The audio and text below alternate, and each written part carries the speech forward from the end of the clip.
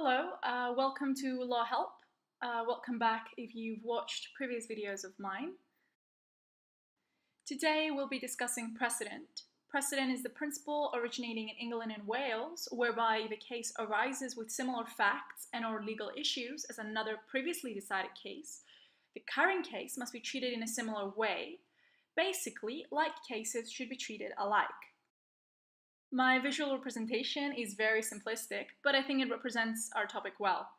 The two red circles, which are equated, represent the like cases should be treated alike point I'm making. Often, cases are worlds apart in their facts and legal issues. At other times, the facts may be the same, but the legal issue different. At other times yet, the legal issues may be the same, but the facts completely different or slightly different. You get my point. The two circles will more often than not be exactly the same, yet they can still be represented as being equal. This is a crucial decision to make. Whether a case is sufficiently similar to another previously decided one to be decided in the same or similar manner.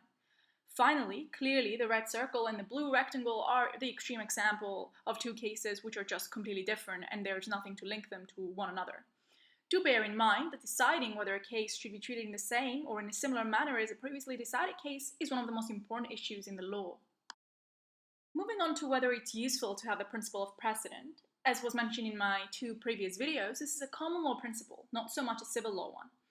Analyzing whether employing the principle of precedent is beneficial for a legal system is important because we can then decide whether it's something useful and good to have in our legal system, or whether it's more trouble than benefit and should therefore be disregarded.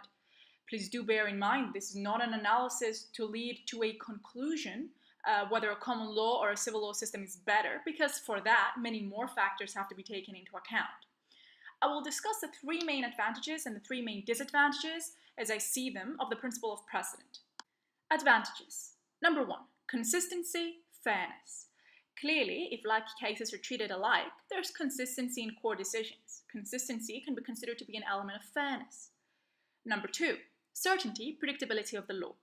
If lawyers, legislators, and other practitioners know that like cases are treated alike in the legal system they operate in, they will have a pretty good idea of a case's outcome with the principle of precedent in play. They won't be 100% certain because one can never be, but they will have a pretty good idea of the case's chances of success. Certainty and predictability of the law are considered to be elements of the rule of law, a very important topic to be discussed in a future video. Number three, established starting point. What I mean with this heading is basically that judges under a common law precedent-based system won't have to start from zero to decide their case. They will have an already established starting point to get help and guidance from. Disadvantages. Number one, inflexibility. Lower courts are bound by upper courts when handing down their decisions. This means that lower courts must follow upper courts' decisions as far as possible. This is an element of the principle of precedent. Therefore, some inflexibility arises in the system overall against consistency and certainty.